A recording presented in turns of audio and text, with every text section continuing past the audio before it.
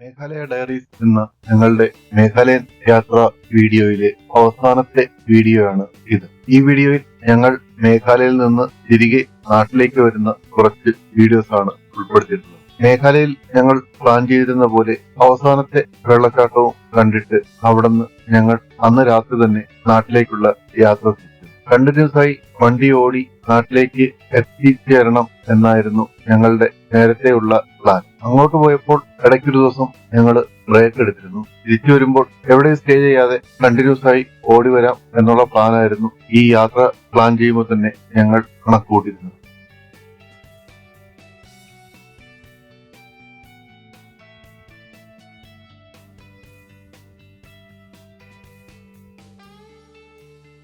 West ബംഗാളിലും ബീഹാറിലും മാത്രം കണ്ട വ്യത്യസ്തമായ ഒരു ഓട്ടോറിക്ഷയാണ് ഈ കാണുന്നത്. ഓട്ടോ വളരെ ചെറുതാണെങ്കിലും അതിൽ മാക്സിമം ആൾക്കാരെ കുത്തി നിറച്ചാണ് ഇവിടെയുള്ളവർ ഈ വാഹനം ഓടിക്കുന്നത്.